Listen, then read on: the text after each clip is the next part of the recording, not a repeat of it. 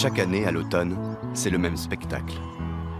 Des centaines de milliers d'oiseaux venus de Scandinavie et des pays baltes survolent la Roure et le Rhin pour gagner la France ou l'Espagne. Des grues.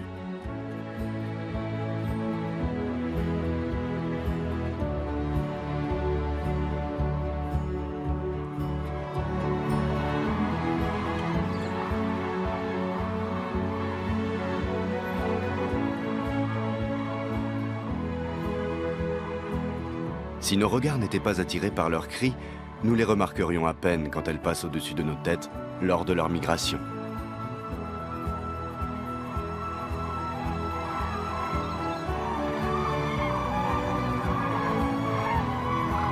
Chaque automne, des milliers de grues survolent la région vallonnée du Sauerland, dans l'ouest de l'Allemagne.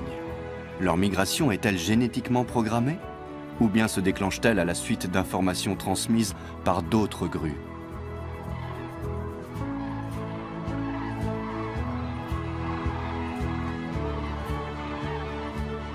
Les oiseaux migrateurs sont encore loin d'avoir dévoilé tous leurs secrets. Quels instincts les animent? Comment parviennent-ils à destination? Pour le savoir, nous allons suivre ces nomades volants sur leur mystérieuse trajectoire dans le ciel.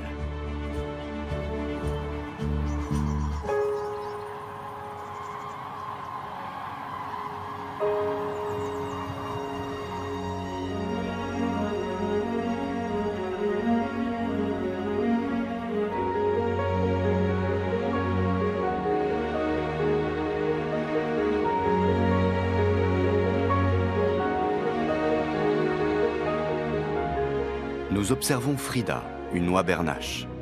Elle migre avec ses petits de l'Arctique russe vers ses quartiers d'hiver au bord de la mer du Nord. Comme ses cygnes chanteurs, Frida vient chez nous au moment même où la plupart des oiseaux nous quittent.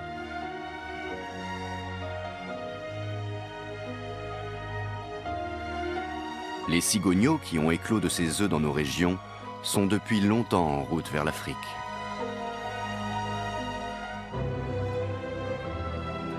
Nous escorterons le jeune Borny dans son premier voyage périlleux. Des bords du Rhin, nous gagnerons le paradis des cigognes, à la lisière du Serengeti.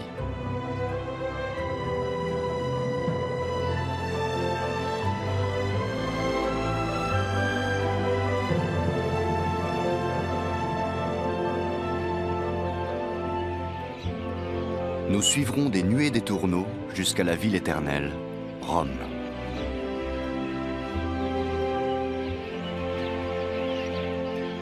Nous accompagnerons les passereaux de nos jardins dans leur exode à travers l'Europe en direction du sud. Ces ibis chauves doivent réapprendre leur instinct migrateur en suivant des hommes à bord d'un engin ultra léger. Et ces petites oies cendrées vont être équipées de micro-émetteurs qui collecteront des données sur leur vie de grands voyageurs et sur les mondes lointains qu'elles vont explorer pour nous.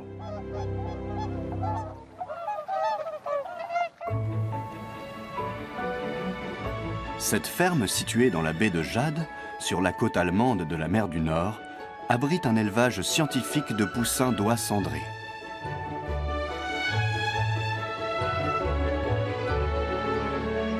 Les œufs sont arrivés à éclosion et certains oiseaux ont fort à faire pour sortir de leur coquille.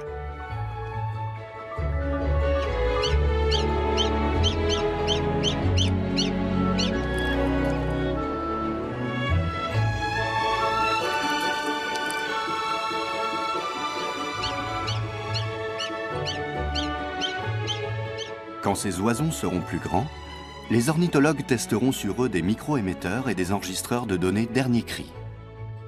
Ces appareils localisent les oiseaux, mesurent l'indice thermique et le rythme cardiaque, puis envoient les données par satellite. Pour l'heure, les jeunes recrues n'en sont qu'à leur premier pas. Si on équipait d'émetteurs 10 000, 20 000, voire 100 000 oiseaux, soit une toute petite fraction de la population aviaire, cela nous permettrait d'avoir un véritable réseau de balises intelligentes à travers le monde, qui collecterait des données pour nos études.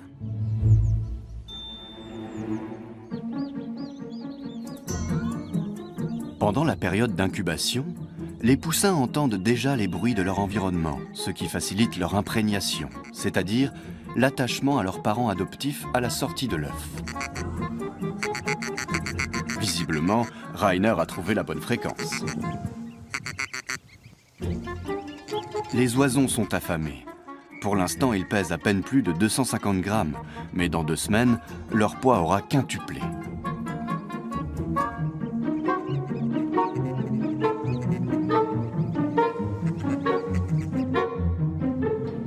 Pour bien grandir, il faut avoir bon appétit et multiplier les petites siestes digestives.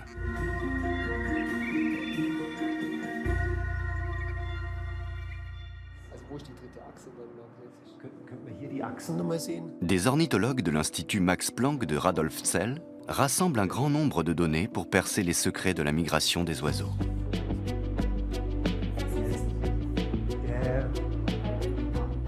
Un premier groupe d'oisons est élevé au bord de la mer du Nord et un deuxième sur les rives du lac de Constance.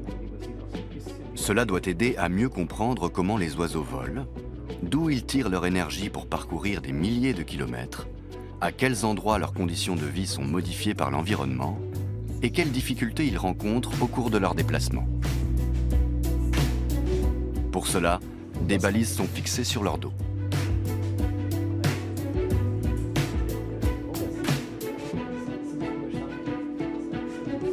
On va d'abord voir comment le système fonctionne chez les oies et comment tirer des conclusions à partir de l'observation du vol d'un oiseau. Ensuite, on pourra simplifier le système pour collecter les données spécifiques dont on a besoin à partir de balises plus simples. À partir de là, on pourra généraliser le processus à d'autres espèces. Les condors, les rouges-gorges, les cigognes et les barges rousses collecteront eux aussi des données qui nous seront transmises, où qu'ils soient. L'idée, c'est de créer une banque de données mondiale pour suivre les oiseaux partout dans le monde. Pour l'heure, les petits doivent découvrir le monde par eux-mêmes.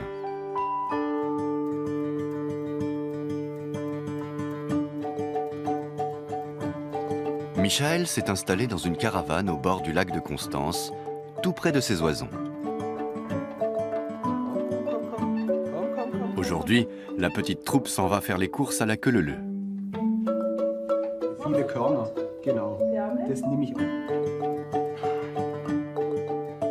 Après les courses, il est bien agréable de s'ébrouer dans les flaques d'eau pour se rafraîchir.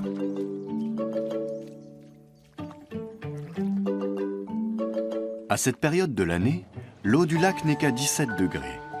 Pour l'ornithologue, la combinaison en néoprène s'impose. Ses protégés, Gloria, Niels, Frida, Calimero, Paula, Nemo et Madine évoluent en toute confiance à ses côtés. Si au bout d'un moment le froid se fait sentir, il suffit de grimper sur papa pour se réchauffer. Après la baignade, la journée se poursuit par une petite promenade en forêt.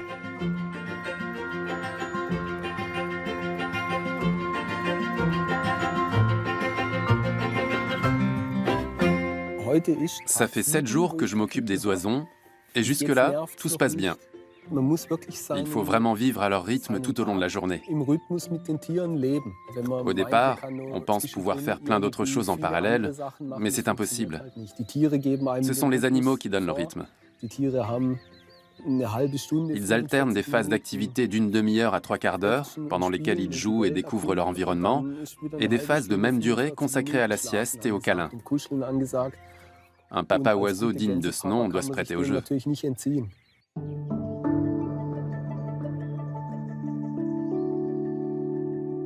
Pour construire leur nid, certains n'hésitent pas à prendre de la hauteur, comme les cigognes blanches.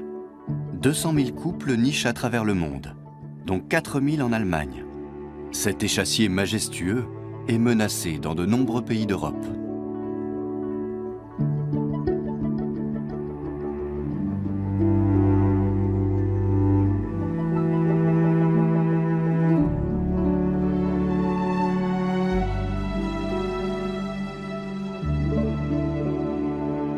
La femelle pond 3 à 5 œufs que les parents couvent en alternance.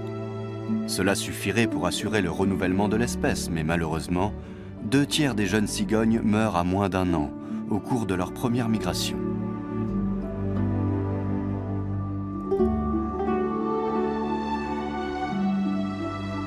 Dans ce nid, en avril, 4 cigogneaux ont éclos. Comme tous les oiseaux migrateurs, ils doivent prendre du poids aussi rapidement que possible. Les parents ont fort à faire pour s'occuper de leur progéniture. Certains jours, ils apportent au nid jusqu'à 1,5 kg de nourriture par poussin. Après 2 mois passés au chaud, à manger et à dormir, les cigogneaux atteindront la taille de leurs parents. L'été est court et le temps est compté.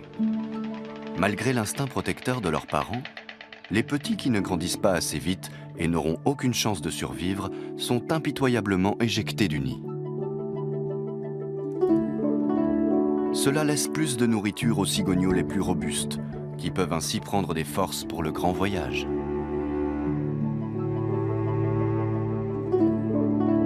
Une fois les jeunes aussi grands que leurs parents, il leur faut environ 2 semaines pour arriver à voler.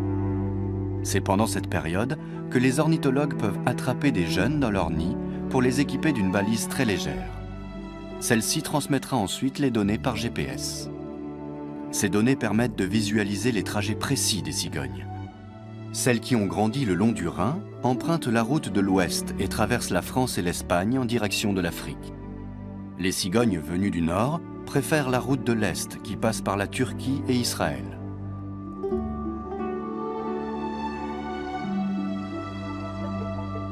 Nous allons accompagner Borny et ses 3 frères et sœurs dans leur premier long périple.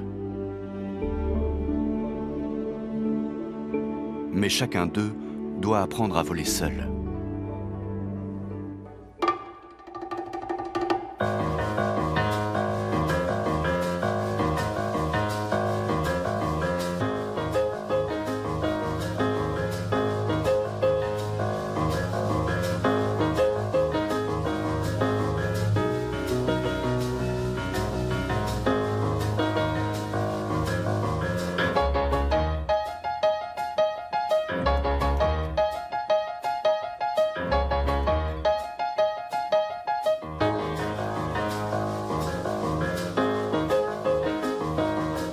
Avant de suivre leur instinct migratoire, les cigogneaux sont munis de balises.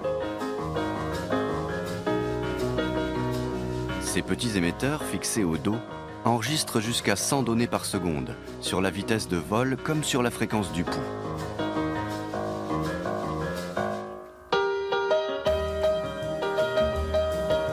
Pas étonnant donc que les scientifiques s'attachent à leurs jeunes cigognes.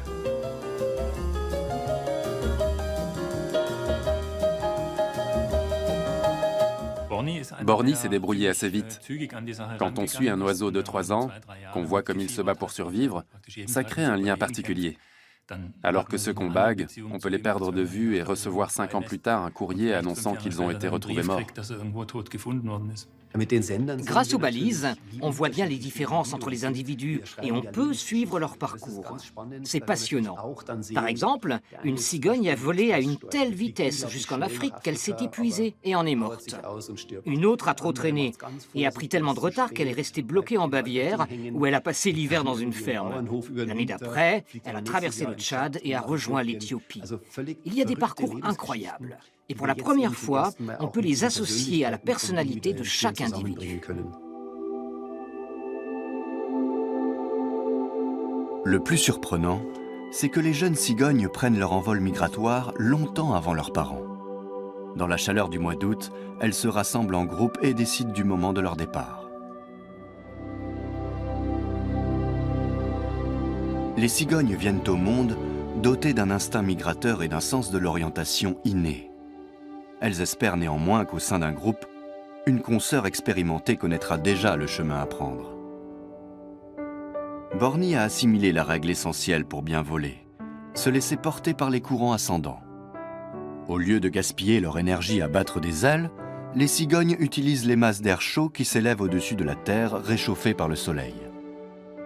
Grâce à ces courants thermiques, elles montent rapidement à 500, 700 mètres, parfois jusqu'à plusieurs kilomètres d'altitude.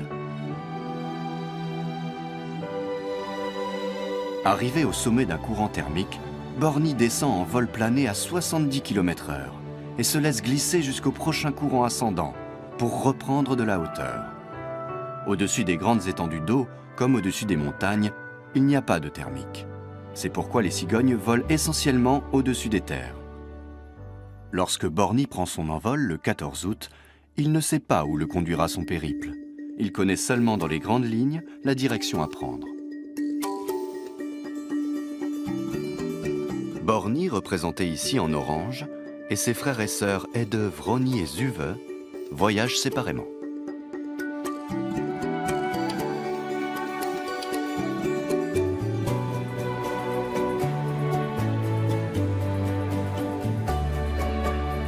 Le groupe de Borgny progresse à bonne allure.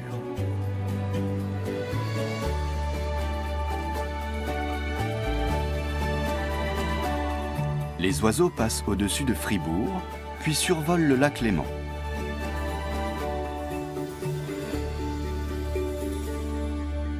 Martin, le spécialiste des cigognes, est aussi pilote à ces heures. Dans la vallée du Rhône, il suit le déplacement des cigognes balisées.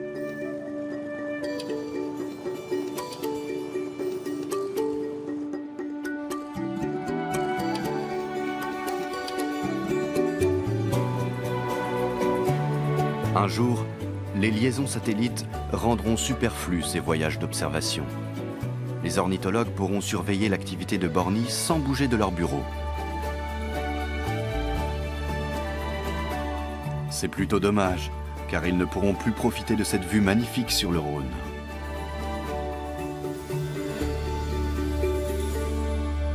On a deux types de capteurs qui nous transmettent des informations sur les cigognes.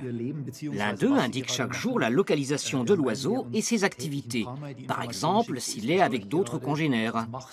Les battements d'ailes nous renseignent sur les conditions météo. Y a-t-il des thermiques favorables, de bonnes conditions de vol, ou bien le ciel est-il nuageux? Grâce aux capteurs solaires, on connaît le degré d'ensoleillement là où se trouve la cigogne. Ces appareils fournissent donc une série de données permettant de savoir si l'oiseau va bien, ce qu'il est en train de faire, et quel est son environnement dans la région où il se trouve.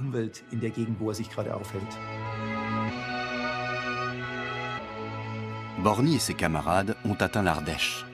Comme ses frères et sœurs, il descend le Rhône pour rejoindre la Camargue. C'est la première fois qu'il voit la Méditerranée.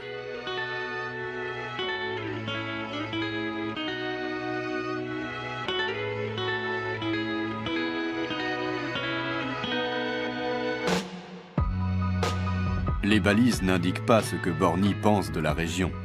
Elle ressemble en tout cas à un véritable paradis pour cigognes.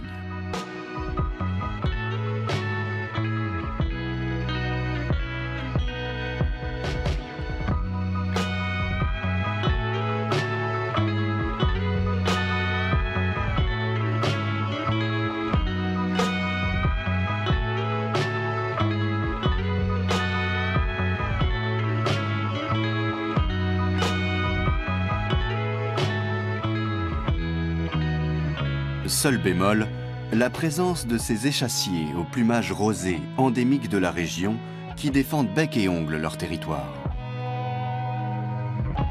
Borgny et ses congénères voient des flamants roses pour la première fois. Ils sont si nombreux qu'il n'y a pas assez de nourriture pour tous.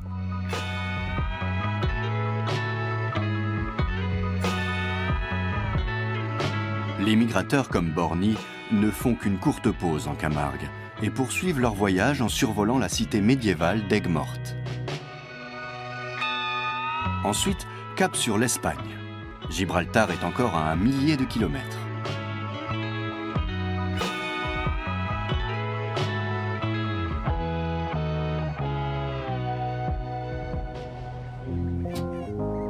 Petit retour en Allemagne, où les deux groupes d'oisons devront encore s'entraîner un bon moment avant de faire un tel voyage.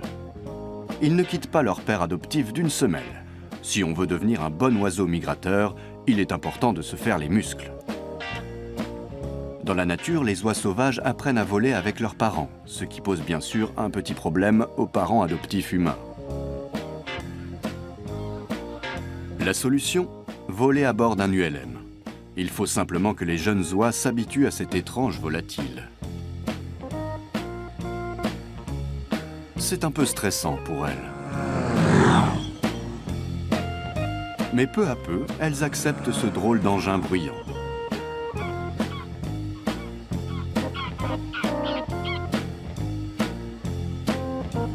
Les oies sont des animaux grégaires qui s'attachent facilement à un parent de substitution.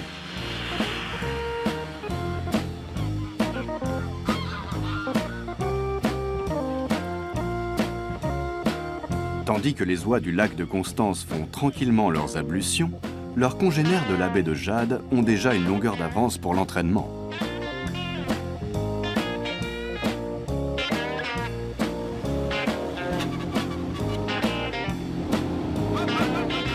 C'est un grand jour. Elles prennent leur envol pour la première fois. Ce n'est pas si mal pour des débutantes, mais leurs battements d'ailes sont encore faibles et désordonnés. Elles sont déstabilisées par la moindre turbulence. Le vol est aux oies ce que le vélo est aux hommes. On ne saurait dire comment ça marche, mais on finit toujours par y arriver.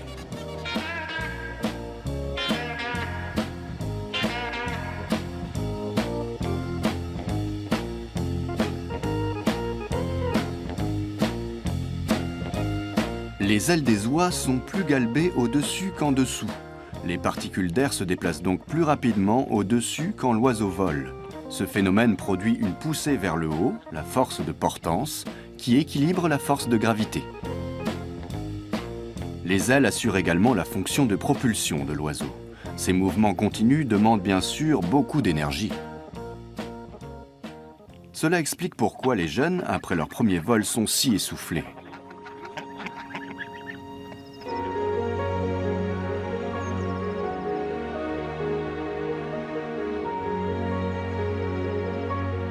Quand arrive le printemps, les oiseaux réapparaissent dans nos jardins. Souvent, nous ne savons pas distinguer les migrants des sédentaires.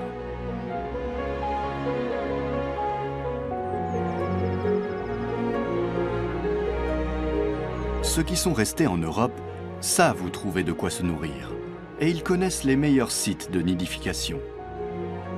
De plus en plus d'oiseaux de nos contrées migrent moins longtemps, voire plus du tout, notamment parce que les hommes les nourrissent en hiver.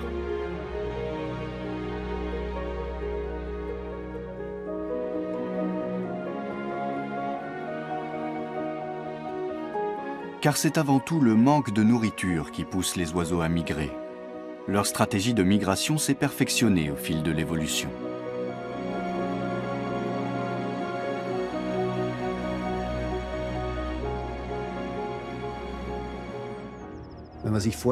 Sur les 20 milliards de passereaux qui migrent chaque année, la moitié meurt. Et on ignore où. Certains s'écrasent contre des bâtiments, d'autres sont dévorés par de grandes chauves-souris, des rapaces ou d'autres prédateurs. Mais la majorité disparaît sans laisser de traces. «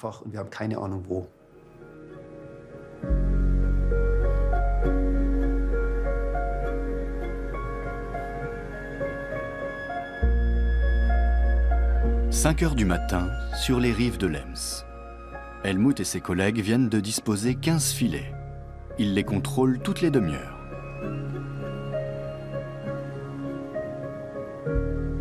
Chaque oiseau capturé dans les mailles d'un filet est mesuré, pesé et bagué.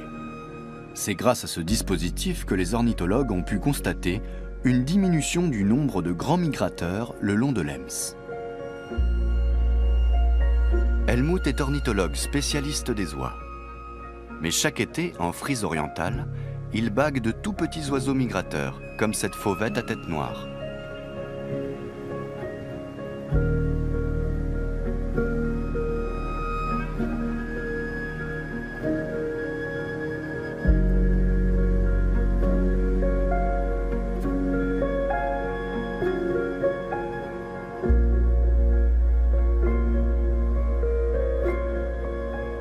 En Europe, il existe des centaines de stations où l'on bague des oiseaux. C'est un travail minutieux et de longue haleine qui permet d'en savoir plus sur les sites de nidification, les destinations migratoires et le nombre de survivants.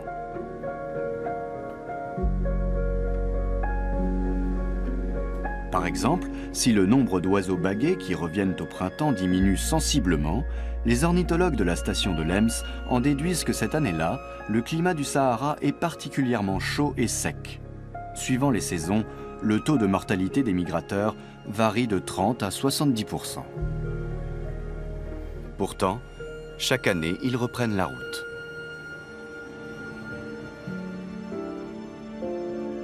Ces multiples points verts qui scintillent au-dessus de l'Allemagne sont autant d'oiseaux migrateurs détectés par les radars de navigation aérienne de l'armée. 3/4 d'entre eux volent de nuit. Pour les passereaux, c'est une stratégie permettant d'éviter les prédateurs. En plus, l'air nocturne est frais et agréable.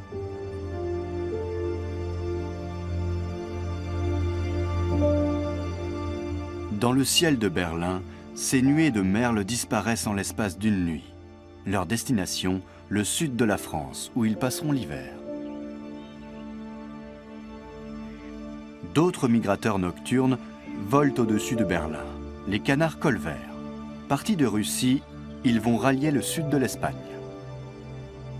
Voici un rouge-gorge esselé qui survole les Alpes en direction de l'Afrique du Nord. Il est suivi par un coucou, lui aussi solitaire, qui se dirige vers le bassin du Congo.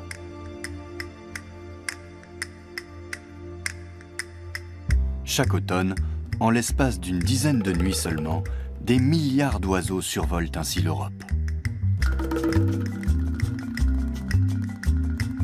Au détroit de Gibraltar, une vingtaine de kilomètres seulement séparent l'Europe de l'Afrique.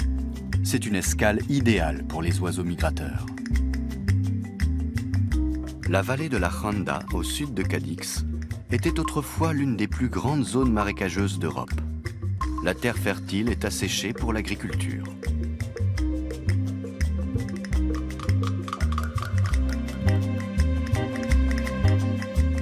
Alejandro est ornithologue et chaque saison, il bague plus de 3000 oiseaux. Tôt le matin, des migrateurs nocturnes se prennent dans ses filets, y compris des spécimens venus d'Allemagne.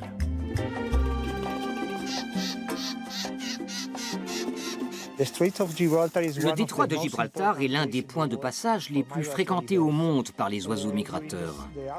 En automne, près d'un demi-million de cigognes et de rapaces le traversent. S'y ajoutent environ 1 million d'oiseaux marins et 30 à 50 millions de passereaux, tous en route vers leurs aires d'hivernage. Comment parviennent-ils à trouver leur destination finale, située à des milliers de kilomètres de leur point de départ? Les migrateurs diurnes s'orientent par rapport à la position du soleil.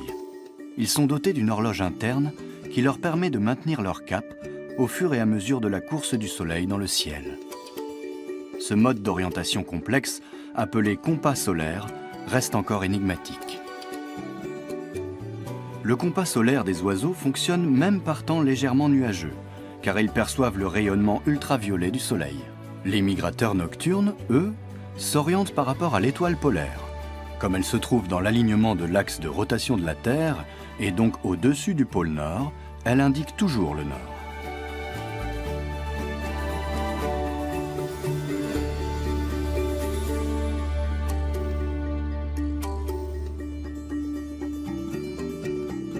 Par temps très nuageux ou de nuit, les migrateurs ont recours à un autre système d'orientation tout à fait extraordinaire, le compas magnétique.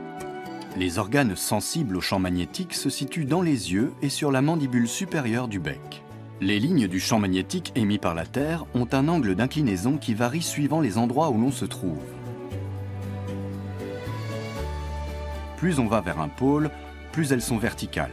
Plus on va vers l'équateur, plus elles sont courtes et horizontales. Ainsi, au-dessus du pôle Nord, l'angle d'inclinaison de ces lignes est de 90 degrés et à l'équateur, il est de 0 degré. Certains scientifiques pensent que les oiseaux ont la capacité de voir le champ magnétique tel que modélisé ici. Les oiseaux utilisent l'angle d'inclinaison de ces lignes pour s'orienter. Au nord, elles partent vers le haut. À l'ouest, elles partent en diagonale. Au sud, tout comme au nord, elles remontent en formant un U. Elles indiquent ainsi aux oiseaux le chemin à suivre. Nous savons aujourd'hui qu'avec un peu de chance, une hirondelle rustique peut vivre 5 ans. Si tel est le cas, on va la retrouver chaque année au même endroit, disons dans l'étable d'une ferme quelque part en Bavière. Et chaque hiver, elle va s'installer au bord d'un affluent du fleuve Congo, sur une branche d'arbre sèche bien précise dont elle fait son dortoir. Entre ces 2 points minuscules, séparés par une distance énorme, l'hirondelle doit parcourir entre 8 000 et 10 000 kilomètres.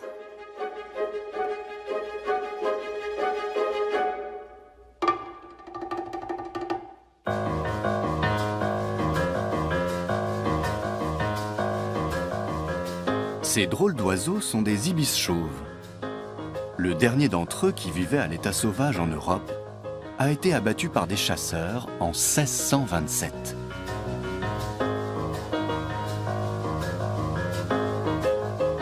En réalité, ces volatiles sont nés dans des zoos. Quand ils sont sortis de leurs œufs, ils se sont tout de suite attachés aux premières personnes qui se sont occupées d'eux, les biologistes Corinna et Anne.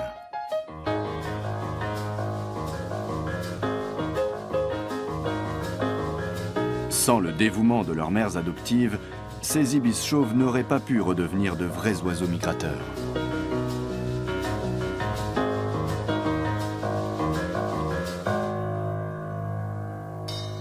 Les oiseaux que nous élevons sont habitués à notre voix. Pendant les 2 premières semaines de leur vie, ils n'ont entendu que nous. On fait ce geste de la main pour leur dire bonjour, comme ça. On imite aussi le bruit que font les adultes.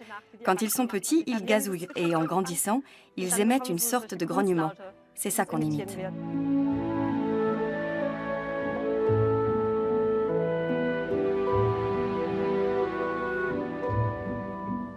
À l'origine, les ibis chauves sont des oiseaux migrateurs.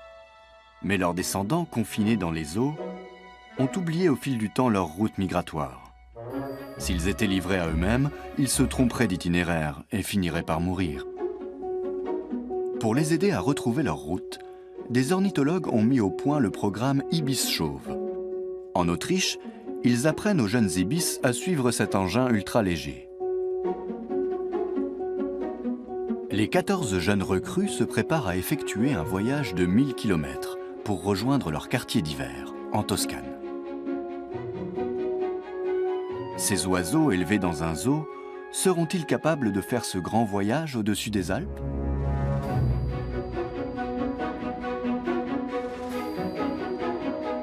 Une vingtaine de couples d'ibis chauves couvent à nouveau aujourd'hui à Burghausen, en Bavière.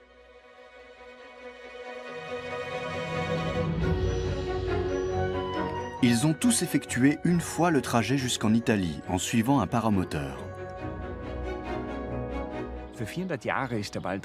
L'ibis chauve a disparu d'Europe continentale il y a 4 siècles. Mais aujourd'hui, on voit de nouveau des ibis voler au-dessus du château de Burghausen. Preuve que le programme est une réussite. Il y a en ce moment une quarantaine de ces oiseaux migrateurs en Europe. Le dernier ibis sauvage ayant disparu en 2014 au Moyen-Orient, ceux qu'on observe ici sont donc les seuls au monde qui vivent encore à l'état sauvage. Martin survole à présent le port de Sète sur les traces des cigognes.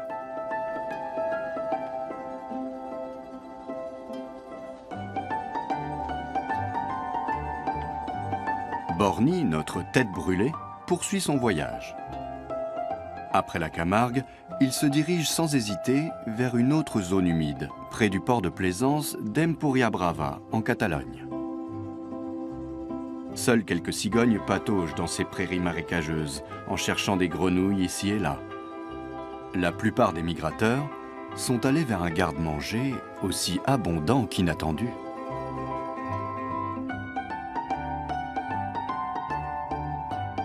Dans cette décharge à ciel ouvert, les cigognes sont à la fête. Elles trouvent de quoi s'alimenter avec les restes de nourriture et les animaux qui vivent dans les détritus comme les rats, les souris et les insectes. Un véritable festin qui se déguste en bonne compagnie. En Espagne et au Maroc, les décharges sont des étapes incontournables sur les autoroutes des cigognes.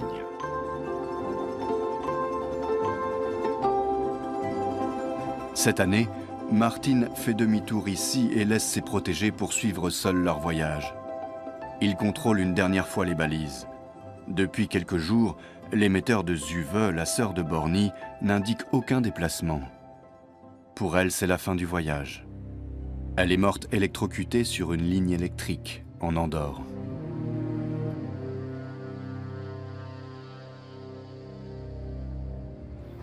Dans le sud de la France et en Espagne, beaucoup de lignes électriques ne sont pas sécurisées. Près d'un tiers des cigognes en sont victimes. Quant aux décharges, c'est une aubaine à double tranchant. Les cigognes y trouvent de quoi manger, mais elles se mettent aussi en danger. Par exemple en avalant du plastique, en se prenant les pattes quelque part ou en ingérant du poison. Elles peuvent aussi se faire attaquer par des prédateurs. À l'heure actuelle, les aigles royaux se sont visiblement spécialisés dans la prédation des cigognes.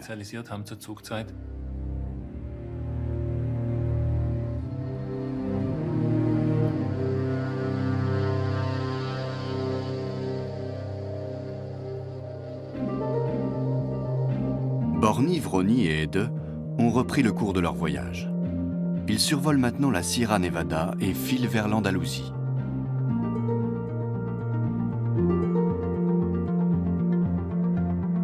Ede, le frère de Borny, a visiblement choisi l'Espagne pour y passer l'hiver. Qu'est-ce qui le pousse à s'arrêter ici, alors que le reste de la fratrie continue sa route? Le mystère reste entier. Borny et Vroni ont parcouru les 1000 km restants jusqu'au détroit de Gibraltar, point de passage essentiel entre l'Europe et l'Afrique. Une vingtaine de kilomètres seulement séparent Tarifa des côtes marocaines. Pourtant, franchir ce bras de mer est l'une des étapes les plus difficiles du voyage. Au-dessus de cette vaste étendue d'eau, il n'y a pas de courant thermique. Si un oiseau, épuisé, doit se poser en urgence, il est perdu. En effet, les cigognes ne savent pas nager, ni redécoller à partir d'un plan d'eau. Borny et Vroni survolent les immenses rizières de la Randa, en Andalousie. Ici, toutes les cigognes font le plein de calories et rassemblent leurs forces pour se préparer à la traversée du détroit. Il faut maintenant des conditions de vent optimales pour que Borny s'élève suffisamment haut et réussisse l'aventure de sa vie. Mais jusqu'où faut-il monter au juste? Des milliers de jeunes cigognes attendent l'arrivée de leurs aînés plus expérimentés pour suivre leur trajectoire.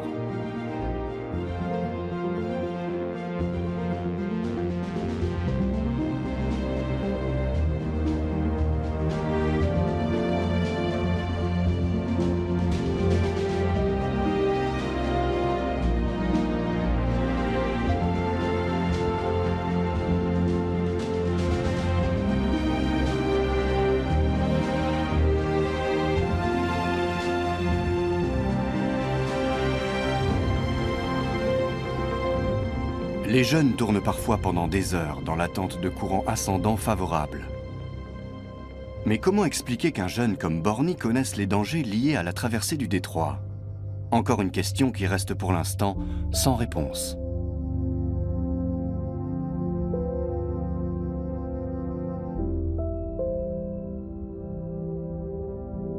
Alejandro, ornithologue à la Fondation Migres, recense chaque année les oiseaux qui traversent le détroit de Gibraltar. Il est intéressant de se demander ce que les oiseaux ressentent quand ils sont confrontés à de tels obstacles. Ils savent qu'ils ne peuvent pas se poser sur l'eau. Je pense qu'ils ressentent une certaine panique face à la mer, surtout les juvéniles qui font la traversée pour la première fois. Ils ne savent pas ce qui les attend de l'autre côté.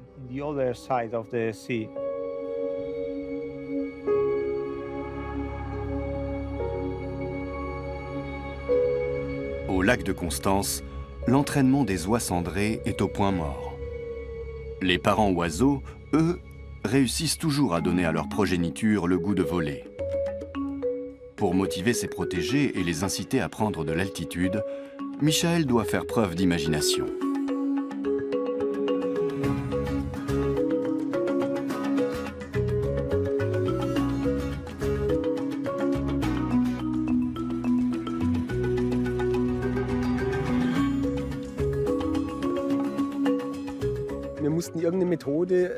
Il a fallu trouver un moyen de faire atteindre aux oies des altitudes élevées, car on veut par la suite mesurer différentes couches d'air avec nos nouveaux capteurs. On veut savoir comment sont les turbulences à 1000, à 900 ou à 800 mètres d'altitude. Alors, on a eu l'idée d'emmener une oie à bord du paramoteur et de la lâcher dans les airs pour l'inciter à voler.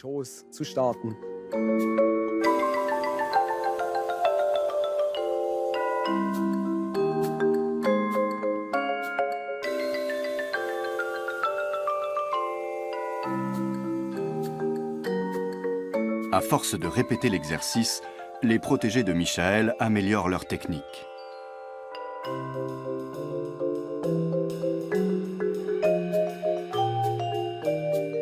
D'après les données recueillies par les balises, on voit que les oiseaux apprennent de manière progressive à économiser leur force en vol. Les juvéniles, comme sur l'animation, effectuent encore des battements d'ailes rapides et très amples. Après quelques semaines d'entraînement, leurs battements gagnent en puissance et en efficacité. Les oies adultes sont capables de voler à toute altitude et les nouveaux émetteurs fixés sur leur dos enregistrent une multitude de données.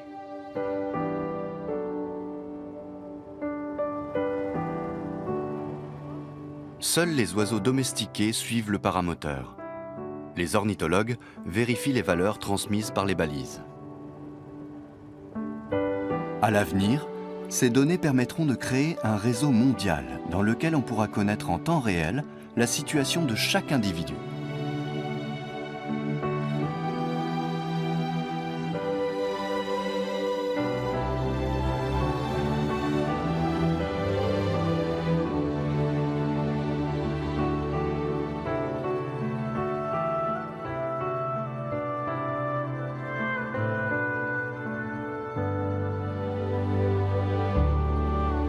Ainsi, il sera peut-être même possible de détecter à temps des catastrophes climatiques imminentes grâce aux oiseaux migrateurs, nos messagers du monde.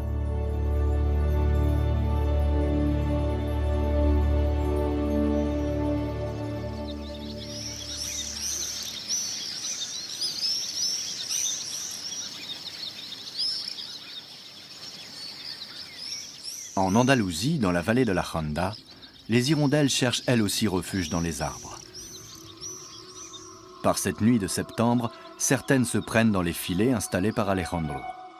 Ce dernier capture plusieurs hirondelles baguées en Allemagne, une en France, une au Muséum d'histoire naturelle de Londres et une en Suède. Grâce aux relevés minutieux qu'ils ont effectués depuis plusieurs décennies, les ornithologues ont pu constater des changements.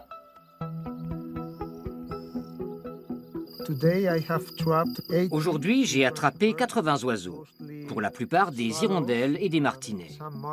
On s'intéresse à la migration des hirondelles car elles réagissent aux effets du changement climatique. Et on a constaté que leur migration avait changé. L'hirondelle rustique, par exemple, arrive maintenant en Europe un mois plus tôt qu'il y a 50 ou 60 ans.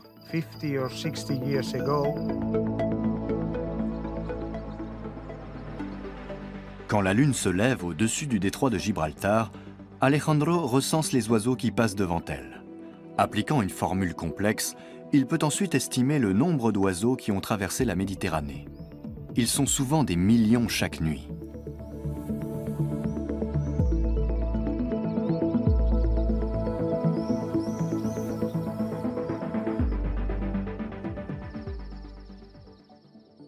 Après le détroit de Gibraltar, les migrateurs nocturnes vont entamer l'étape la plus périlleuse de leur voyage, la traversée du Sahara.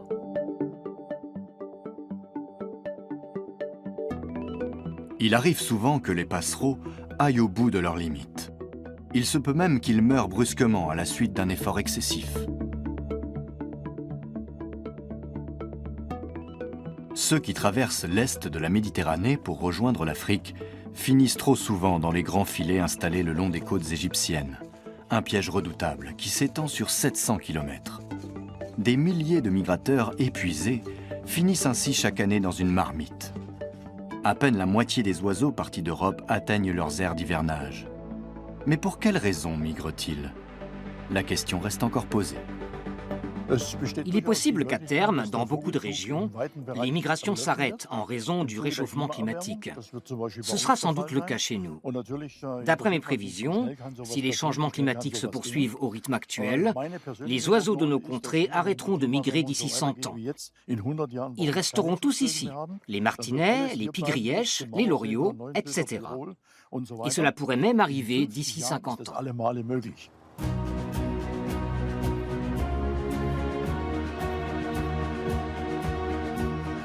Pour le moment, les ibis chauves réapprennent la migration. Au-dessus des Alpes, ils suivent sagement leurs parents adoptifs en direction de la Toscane.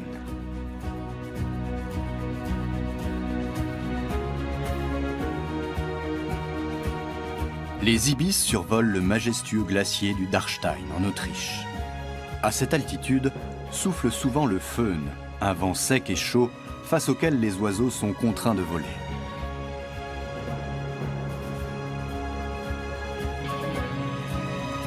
Les scientifiques du projet n'avaient encore jamais soumis leurs élèves à un trajet aussi direct au-dessus des Alpes. Walter, le pilote, et Anne, la mère de substitution, comptent leur protéger pour s'assurer que le groupe est au complet.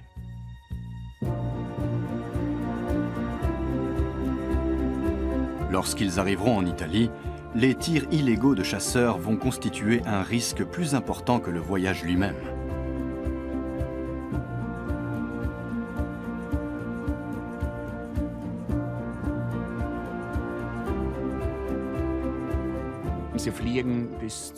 Les oiseaux volent jusqu'à 300 km par jour sans s'épuiser. Ils sont assez malins pour voler en formation ou pour se lancer seulement quand les conditions leur sont favorables. C'est notamment le matin, quand les thermiques commencent à se former. Là, ils profitent de courants chauds pour s'élever dans les airs, puis descendent en vol plané. Ils progressent ainsi, de thermique en thermique. On voit bien qu'ils ne font presque aucun battement d'ailes.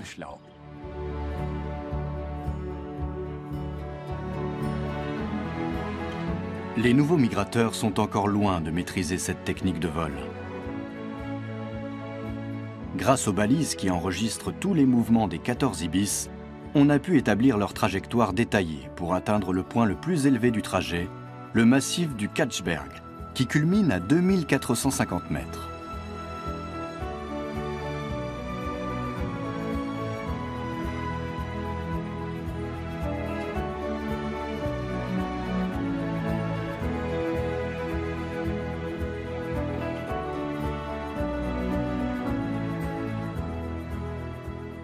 Soudain, sur le flanc sud des crêtes alpines, le mauvais temps se lève et ralentit la progression du groupe. Les prévisions météo sont si mauvaises que Walter, le pilote, craint de ne pouvoir mener le voyage à son terme.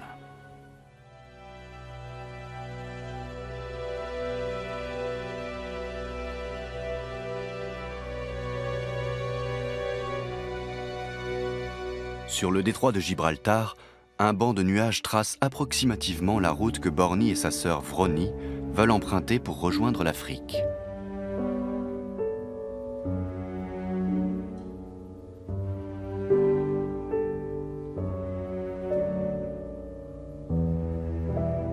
Les cigognes affluent de toutes parts et se rassemblent en espérant que cette journée sera la bonne.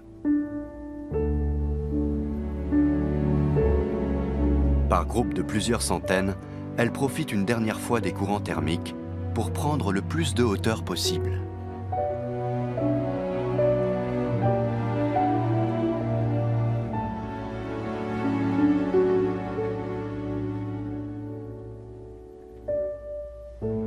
Aujourd'hui, pour la première fois de sa vie, Borny est confronté à un immense défi. Et c'est aussi la première fois qu'on réussit à escorter un vol de cigogne jusqu'au Maroc. Le paramoteur nous permet de rester près des oiseaux et de les filmer avec la caméra haute vitesse.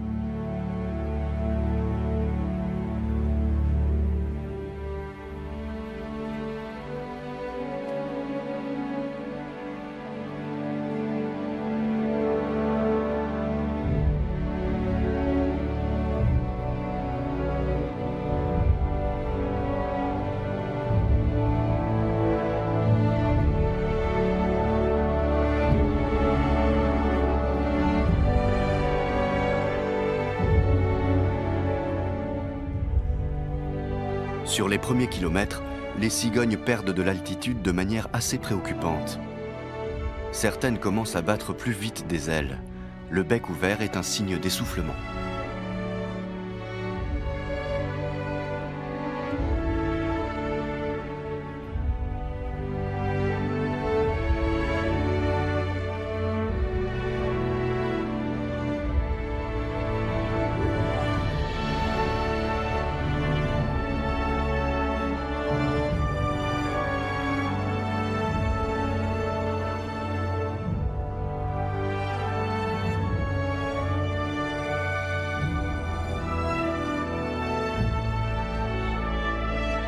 Il ne reste plus que quelques kilomètres à parcourir avant d'atteindre les côtes africaines.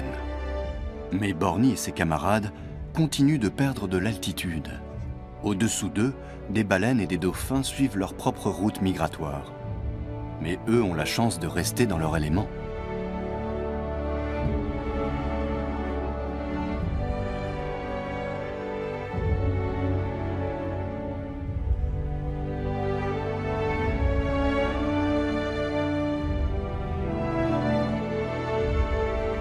Le souffle court, Borny et ses congénères déploient toute leur énergie pour franchir les derniers kilomètres qui les séparent de la terre ferme. Mais ils se rapprochent inexorablement de la surface de l'eau. Ils rassemblent alors leur dernière force pour se maintenir en l'air. Chaque centimètre compte.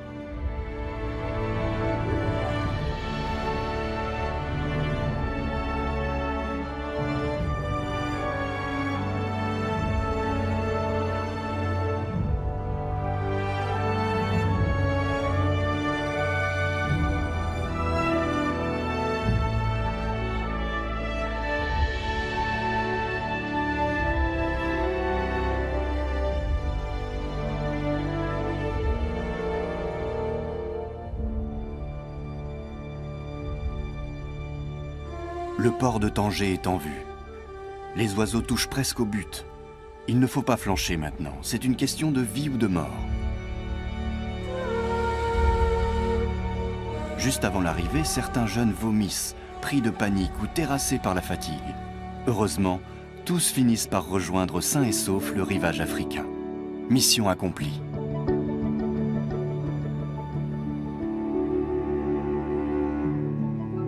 Borny se dirige à présent vers le Sahara.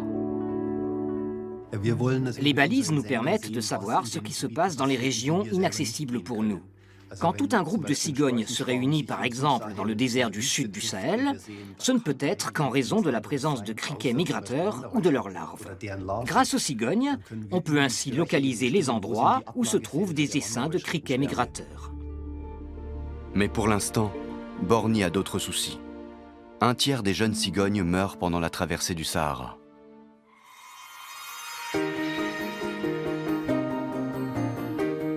Si les cigognes quittent l'Europe, les oies bernaches, elles, font escale à l'embouchure de l'Ems, en Allemagne. Par exemple, Frida vient de Koulgouyev, une île russe du cercle polaire. À la fin de l'hiver, Helmut, spécialiste des oies, suivra Frida et les autres oies bernaches et rieuses dans leur déplacement entre la Frise orientale et la Russie.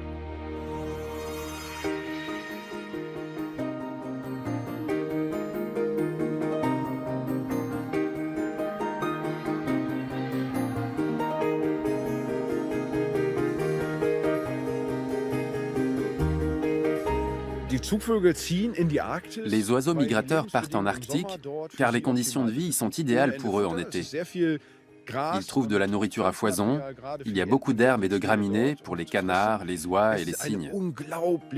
Le territoire est immense. Du coup, les oies n'ont pas de conflit avec des congénères qui pourraient leur disputer les lieux de nidification. Et comme il fait jour 24 heures sur 24, les oiseaux peuvent manger en continu, donc ils grandissent beaucoup plus vite que sous nos latitudes. C'est à la fin mars que les oies se rassemblent pour gagner leur quartier d'été. L'herbe de printemps est idéale pour faire le plein d'énergie avant le voyage. Elles survolent les îles de la mer du Nord, puis Hambourg, avant de rejoindre la mer Baltique. Elle longe le pont de Stralsund, qui relie l'île de Rügen, dont on aperçoit au loin les falaises de calcaire. Cette animation a été réalisée d'après les données des balises GPS qui équipent les oiseaux. Frida, en bleu, et des milliers d'autres oies bernaches quittent l'embouchure de l'Ems pour le nord-est, parcourant plus de 700 km par jour. Frida traverse en ligne droite la mer Baltique, en direction de Saint-Pétersbourg.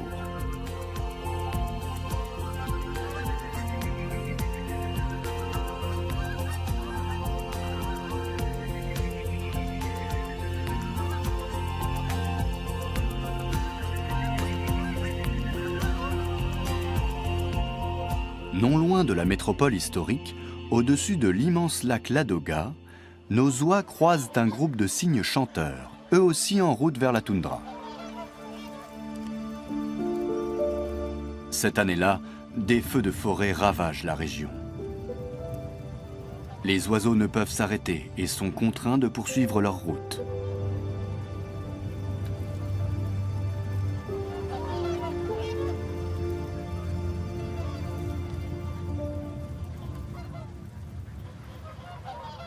À partir de l'autre rive du lac Ladoga, s'étendent des forêts, des marécages et des terres agricoles. Seules quelques rares habitations ponctuent le paysage.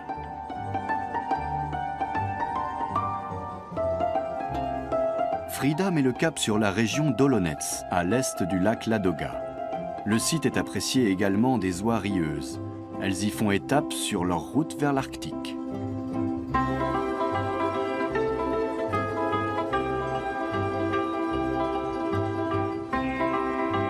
Mais nous sommes début mai et c'est l'ouverture de la chasse dans la région d'Olonets. Les premiers prédateurs sont déjà en position.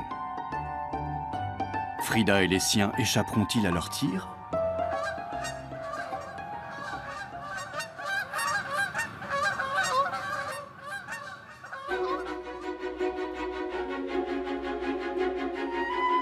Après 3 jours de repos forcé en raison du mauvais temps, nos ibis chauves ont repris leur route. Au-dessus du lac de Millstatt, dans le sud de l'Autriche, les conditions de vol sont propices et agréables.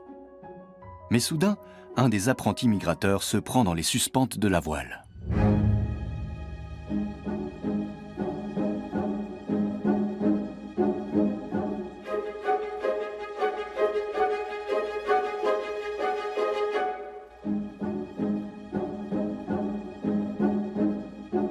Le voilà enfin libéré. Sa maman adoptive le garde sur ses genoux pour le rassurer.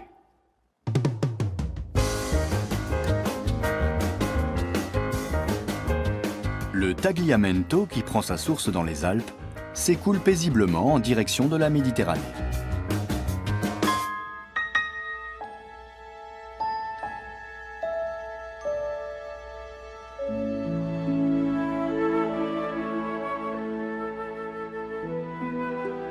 L'Italie est proche. Arrivés au-dessus d'une superbe lagune, les ibis sentent la chaleur des courants ascendants. Ils croisent des cousins au plumage d'un rose flamboyant. Et enfin, ils découvrent pour la première fois la mer.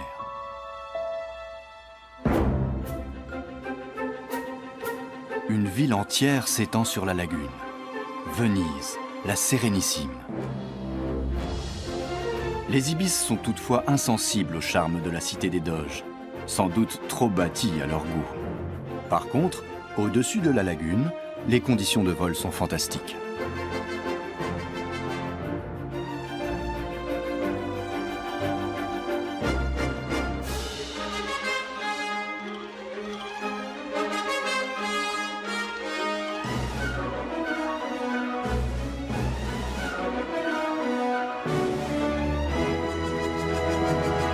Arrivé au delta du Pô, le groupe doit à nouveau s'arrêter. La météo annonce des vents défavorables. Retour en Allemagne, dans le nord de la Frise, où ces groupes des tourneaux sansonnets veulent aussi partir pour l'Italie. On estime que certains jours, ils sont près d'1 demi-million à tenter l'aventure. Le début du mois de décembre est la meilleure période pour les observer dans cette région marécageuse qui borde le sud du Danemark. Un rendez-vous incontournable pour les passionnés. C'est par centaines de milliers que ces étourneaux ont quitté leur site de nidification en Scandinavie. Dans les jonchères et les pâturages de la Frise, ils trouvent de la nourriture à foison, notamment des moustiques. Et les possibilités de passer la nuit ne manquent pas, à condition de rester sur ses gardes. Comme les étourneaux font étape chaque année aux mêmes endroits, cela attire les prédateurs. Ceux-ci n'ont qu'à s'installer dès l'après-midi et attendre. Parmi ces prédateurs, il y a notamment des faucons pèlerins, des hobereaux, des éperviers et des autours. Pour se défendre, les étourneaux ont la bonne idée de se rassembler en grands groupes. Cela sème la confusion chez les prédateurs. Ces nuées d'étourneaux se déplacent en faisant de grands mouvements ondulants, c'est fascinant. Et c'est ainsi qu'ils luttent pour leur survie. En Europe, les populations d'étourneaux ont diminué de 75%. Il reste peu d'endroits sur Terre à partir desquels les étourneaux migrent en si grand nombre. Quand les pâturages se font rares, ils ne trouvent plus assez de nourriture pour leur progéniture. À l'automne, les étourneaux quittent leurs aires de mue et prennent la direction du sud-ouest, vers la Méditerranée. Certains optent pour une célèbre destination de pèlerinage, Rome.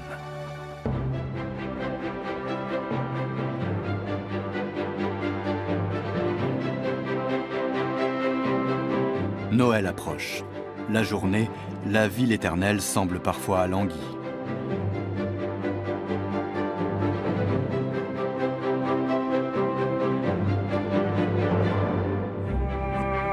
Mais peu avant le crépuscule, l'invasion débute.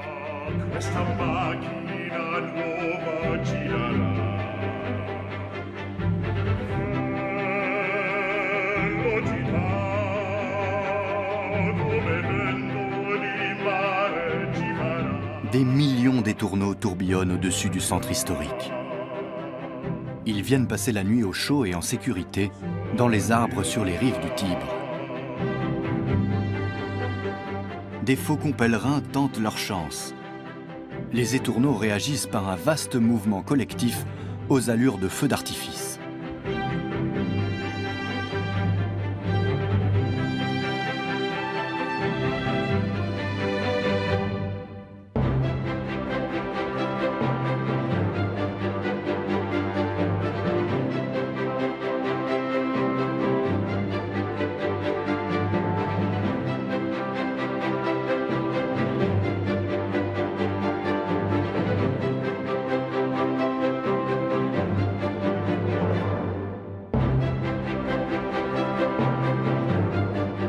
Lorsqu'ils sont attaqués par un rapace, les étourneaux se mobilisent très vite pour l'encercler. Le piège mouvant se referme implacablement sur l'assaillant, qui ne peut presque plus battre des ailes. Il tombe alors en piqué et se voit contraint d'abandonner la partie. L'intelligence collective triomphe. Afin d'éviter toute collision, chaque oiseau s'oriente par rapport à ses 7 voisins immédiats. Dès que l'un d'eux change de direction, les autres le suivent en moins d'1 dixième de seconde. Ainsi, le mouvement se propage comme une onde à travers les centaines de petits groupes à une vitesse instantanée de 140 km/h.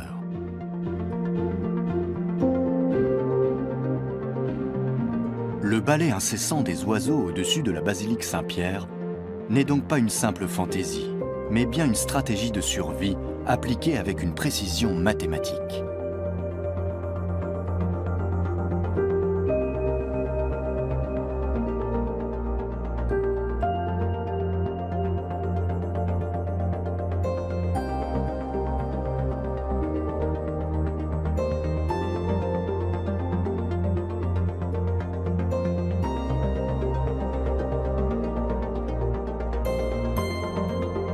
La présence des étourneaux n'est pas du goût des Romains qui doivent supporter chaque hiver les monceaux de déjection accumulés sur les ponts de la ville.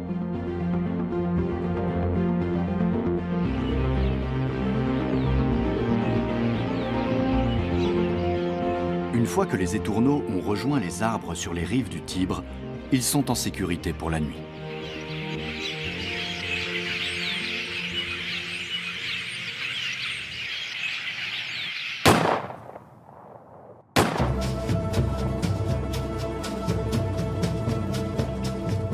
Pendant ce temps, sur les rives du lac Ladoga en Russie, la chasse est ouverte. Le premier week-end de mai, les chasseurs sont autorisés à tuer jusqu'à 2000 oies. Afin d'attirer les oies dont l'instinct grégaire est très développé, ils installent des appâts en plastique.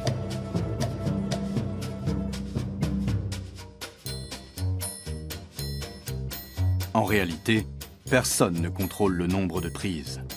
Posté à la lisière d'une zone de protection des oiseaux, Helmut observe de loin les mouvements des chasseurs. Cette année encore, l'ornithologue allemand a accompagné ces oies pendant leur migration. On voit très bien la blessure causée par la balle sur cet oiseau. On voit aussi qu'il est très maigre. Ses réserves de graisse ont fondu. Il venait sûrement d'arriver aujourd'hui, après avoir parcouru peut-être 500, voire 800 km. Il a sûrement fait étape ici pour reprendre des forces. Et ce matin, il a été abattu juste à la lisière de la zone de protection des oiseaux. La chasse à l'oie est autorisée non seulement en Russie, mais aussi tout le long de la route migratoire. Les oiseaux qui en ont la force fuient les chasseurs. Ils survolent des forêts et des toundras désertes en direction du nord-est.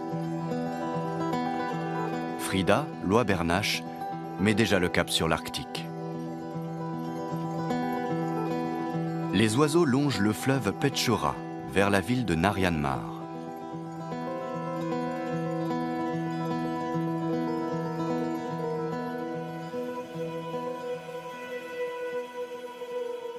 Après Naryan-Mar, aucune route, aucune voie ferrée ne mène à la mer de Barents.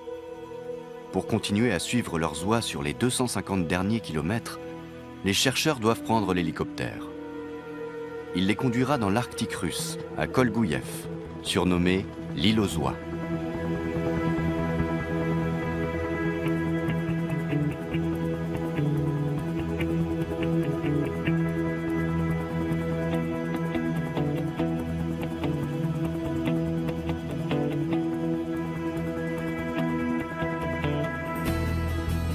Helmut a déjà fait plusieurs séjours sur cette île, qui est le plus important site de nidification des oies.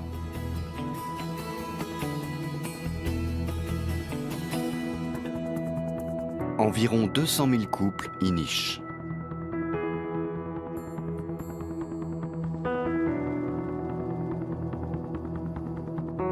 Une fois l'équipement déchargé et l'hélicoptère reparti, les scientifiques sont livrés à eux-mêmes. Ils vont chercher l'eau à la rivière, le seul endroit où elle est fraîche et claire. Pour se nourrir, ils vont à la pêche et consomment les conserves qu'ils ont apportées.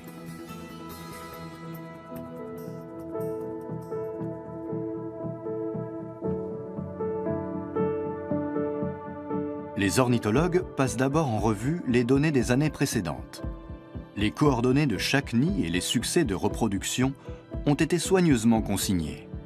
Cette année, ils étudieront à nouveau les mêmes nids.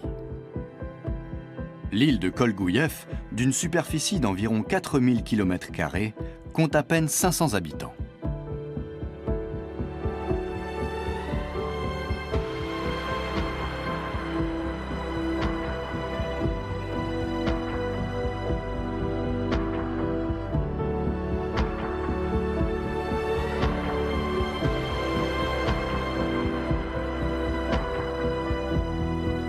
Frida et son compagnon ont couvé 5 œufs et repoussé jusqu'ici tous les prédateurs.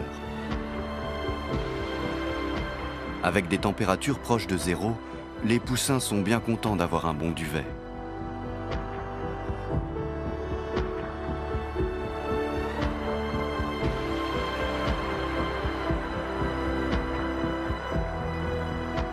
Les oisons sont menacés par toutes sortes de dangers.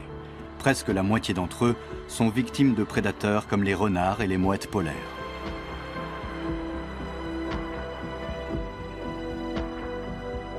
Ils n'ont que l'attention et la vigilance de leurs parents pour les protéger, à moins qu'ils ne trouvent refuge sur une étendue d'eau assez grande. La femelle pond ses œufs à 1 jour d'intervalle. Une fois ces 4 ou 5 œufs pondus, elle commence à les couver. Le mâle, lui, s'est fait un petit nid à côté de celui de la femelle, où il monte la garde. Il faut compter 26 jours d'incubation jusqu'à l'éclosion. Très vite, les oisons deviennent la proie des mouettes polaires. Celles-ci nourrissent leurs propres petits uniquement avec des oisons. En 2006, on a mené une étude sur la question et on a constaté que vers la mi-août, il ne restait que 2 petits en moyenne par famille d'oies.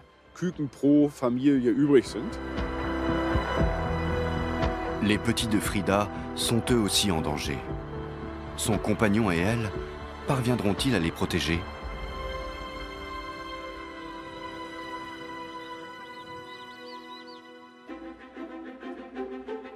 Nous retrouvons nos jeunes ibis chauves qui filent tout droit au-dessus de la Toscane.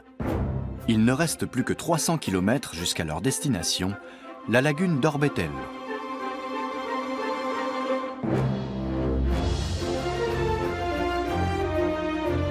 La petite troupe atteint à présent Florence et les ibis profitent des courants ascendants pour planer avec grâce et fluidité.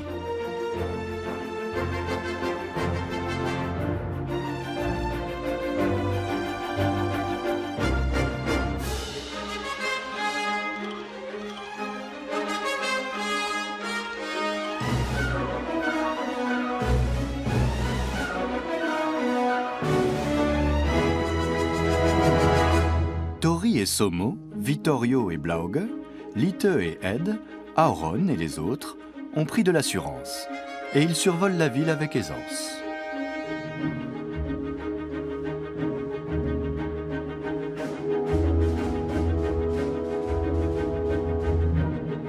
Étape suivante, San Gimignano et ses célèbres tours médiévales.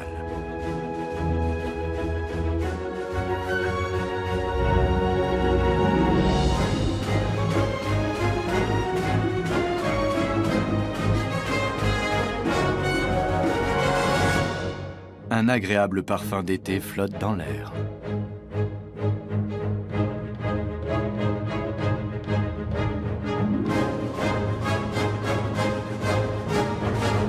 Le groupe atteint enfin son but, la réserve naturelle d'Orbetello.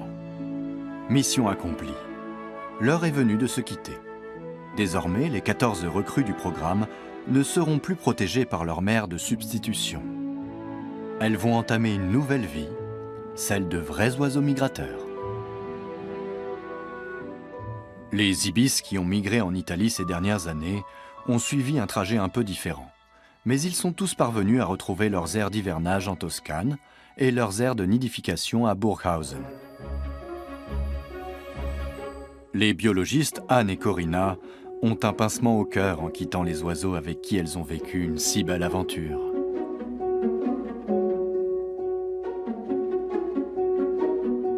L'an prochain, elles aideront un autre groupe de jeunes ibis à retourner à la vie sauvage. Et dans 2 ans, si tout se passe bien, leurs protégés de cette année reviendront d'eux-mêmes en Bavière, perpétuant ainsi le cycle de la nature.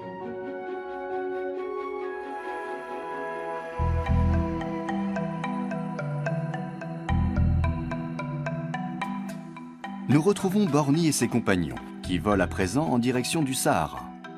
C'est l'étape la plus éprouvante de leur migration. 1/3 des jeunes cigognes meurent en essayant de traverser le désert. Cette année, Vroni restera dans le nord du Maroc. Borny, quant à lui, joue qui tout double. Il va devoir parcourir 2000 km au-dessus du Sahara, soit 10 jours de voyage sans pouvoir boire ni manger. Les tempêtes de sable constituent un grand danger pour lui, car elles risquent de le désorienter.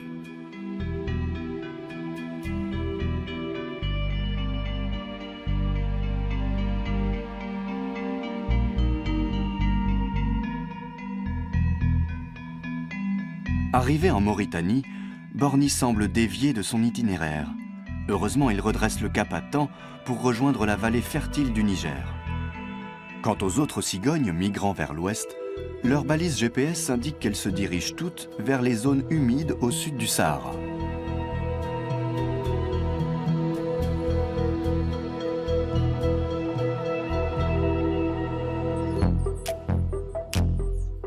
Ces petits martinets ressemblent encore à des extraterrestres, mais seront bientôt de véritables champions des airs.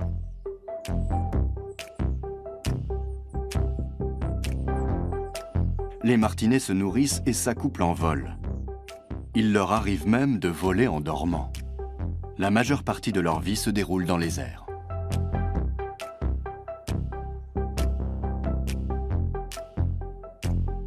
Dans la petite ville d'Abenberg, en Bavière, une quarantaine de couples de martinets nichent dans la tour du château médiéval. Chaque adulte attrape quotidiennement plusieurs centaines d'insectes. Ils les malaxent ensuite dans leur bec et les apportent à leur progéniture en guise de friandises. En quelques semaines, nos petits aliens roses vont devenir grands et forts. C'est une nécessité pour les préparer à la vie mouvementée qui les attend.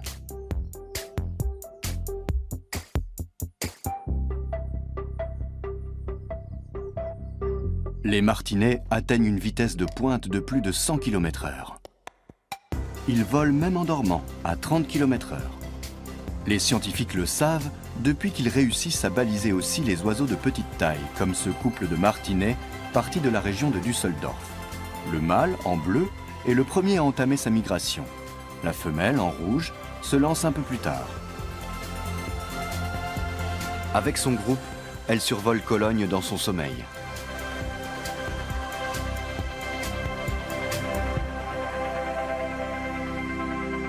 Les oiseaux s'inclinent légèrement sur leur axe longitudinal, ce qui leur permet d'accélérer. Après avoir survolé la France, les martinets mettent le cap sur l'Espagne. Ils esquivent les zones de mauvais temps, trop pauvres en insectes à leur goût. Ils gagnent ensuite l'Afrique. Tandis que le mâle se dirige vers le centre du continent, la femelle ira jusqu'à la pointe sud.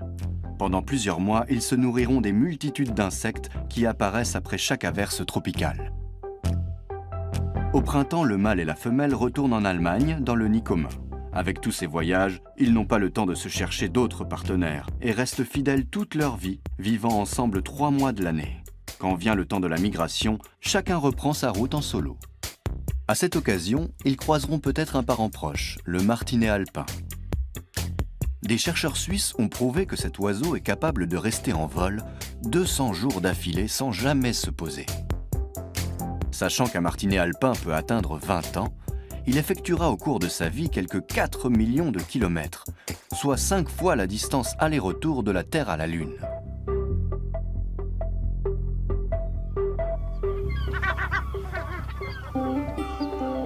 À l'autre bout du monde, dans l'Arctique russe, les poussins de mouettes polaires attendent leur plat favori, des oisons.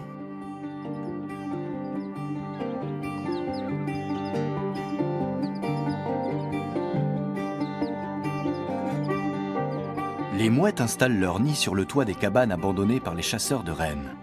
Les oies, quant à elles, nichent au sous-sol. Les mouettes, d'un tempérament agressif, protègent tous les habitants de la cabane contre les renards polaires. Elles doivent aussi se faire baguer chaque année par les ornithologues, car elles font partie de l'écosystème arctique.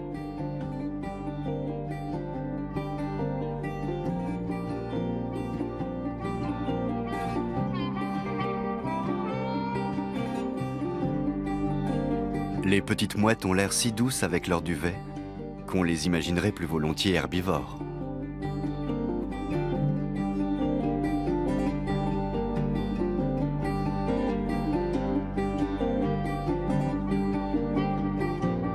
Frida, l'oie bernache, cherche à présent un nouvel abri pour sa famille. Dès que les oisons commencent à quitter le nid, il est bien trop dangereux de rester à proximité des mouettes. Les oies parcourent ainsi jusqu'à une vingtaine de kilomètres avec leurs petits, encore incapables de voler.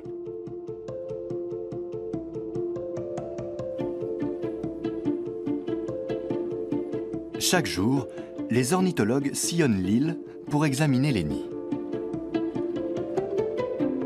Pour cela, ils doivent en chasser les oies adultes. C'est une manœuvre risquée, mais elle est nécessaire pour marquer tous les œufs, les mesurer et les peser. Il leur faut aussi relever la présence de parasites dans les nids.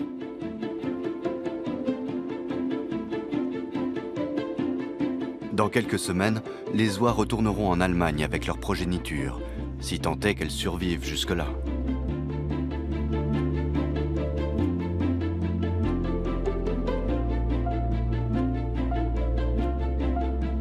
Pendant ce temps, Frida est toujours à la recherche d'un nouveau refuge. Un de ces oiseaux n'a pas encore la force de suivre les autres et est à la traîne. Sa mère tente désespérément de chasser les mouettes prédatrices.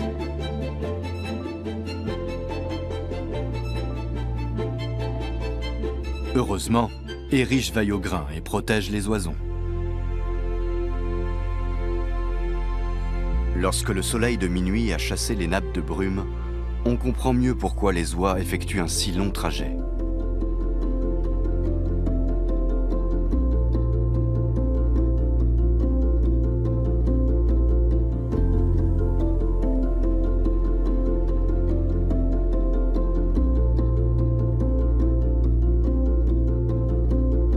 À la fin de l'été arctique, 2 oisons de Frida ont finalement survécu. Avec des dizaines d'autres familles, Frida et les siens vont regagner l'Allemagne à la fin août.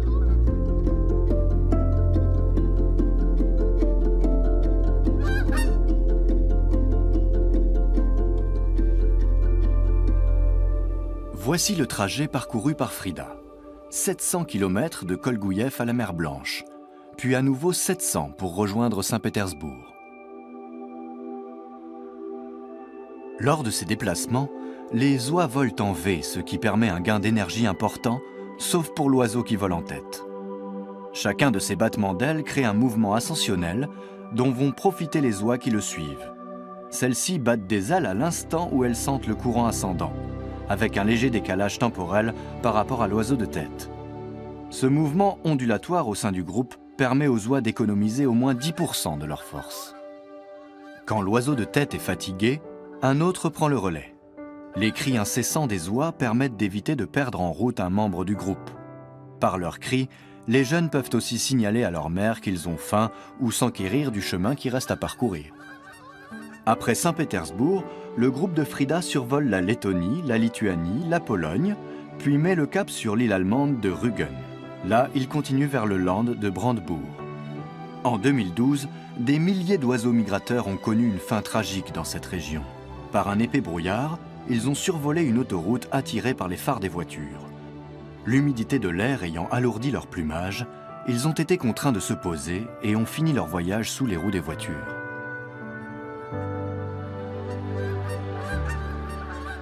Heureusement, tout se passe bien pour Frida et ses camarades. Après Bremerhaven, les oies atteignent Lems, leur destination finale, en octobre. C'est là qu'elles séjourneront paisiblement jusqu'au printemps suivant. Les grues, elles, aiment prendre leur quartier d'hiver sur les hauts plateaux des montagnes espagnoles. Ces oiseaux ont quitté la mer Baltique pour gagner la lagune de Galocanta.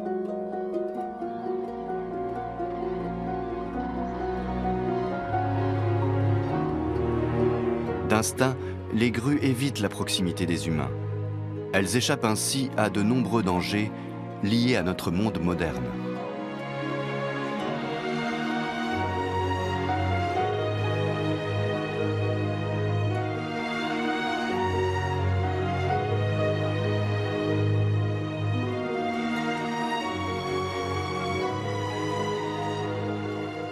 Un jour de février, 60 000 grues ont été recensées dans la lagune de Galocanta.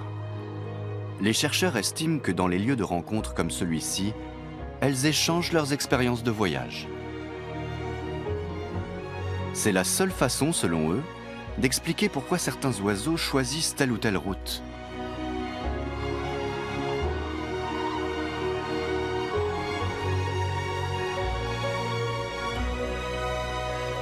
Mais comme les grues nous évitent, il est difficile de les équiper d'émetteurs. C'est pourquoi on sait encore peu de choses sur leur mystérieux réseau de communication.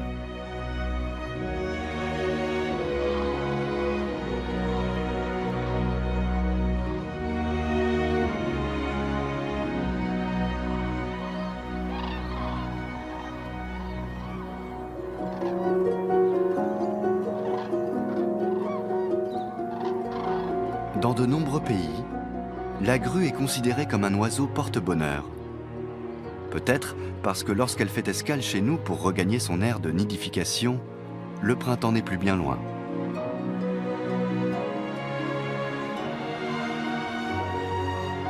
Le trajet qu'elle effectue entre l'Espagne et la Suède est court comparé au voyage éprouvant des cigognes. Les ornithologues se demandent donc ce qui pousse certains oiseaux migrateurs à parcourir de si longues distances. Migrer en Afrique n'est pas une mince affaire, parce qu'il faut survoler des régions assez inhospitalières et des étendues d'eau. Donc, si certains oiseaux y vont malgré tout, c'est sans doute parce que dans le passé, ces régions étaient plus vertes et plus faciles à traverser. Ou alors, ils ont été entraînés vers l'Afrique par une grosse tempête et y sont retournés par la suite. Je pense notamment aux cigognes. Les cigognes d'Allemagne ne savent sans doute pas à l'avance que les conditions de vie sont agréables en Afrique. Simplement, elles vont en Espagne, où les cigognes locales ont entendu dire par leurs congénères marocaines qu'il faisait bon vivre au sud du Sahel.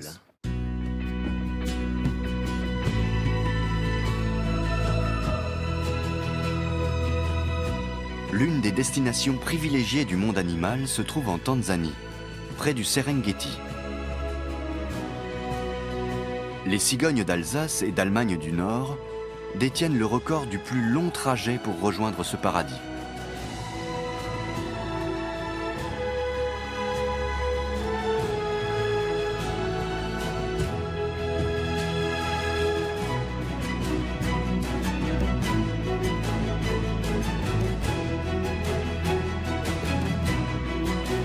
Mais elles ne sont pas seules. Gnous, zèbres, éléphants, antilopes. Chaque année, des millions d'animaux effectuent ici un voyage sans fin.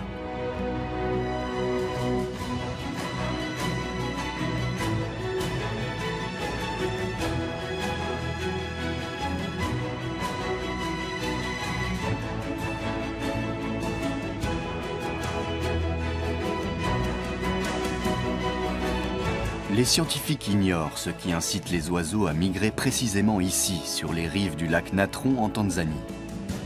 Une chose est sûre, tous sont en quête de nourriture, que ce soit les cigognes, les pélicans ou les flamants roses.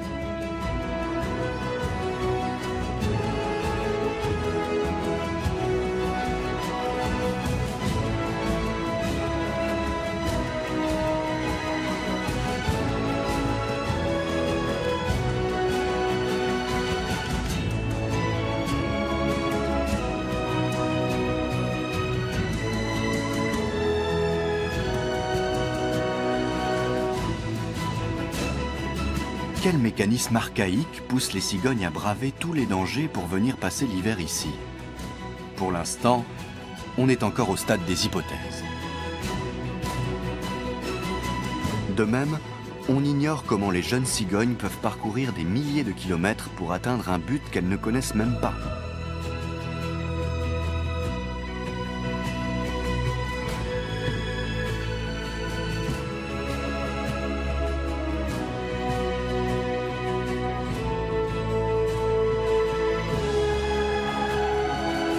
Les cigognos qui sont arrivés jusqu'ici se retrouvent pour la première fois à hauteur d'yeux des girafes.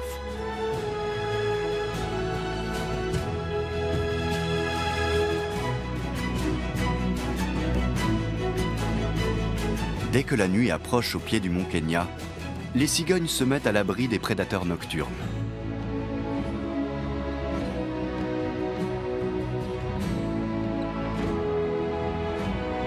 Elles se rassemblent à la cime des arbres pour y passer la nuit, comme autant de petites étoiles.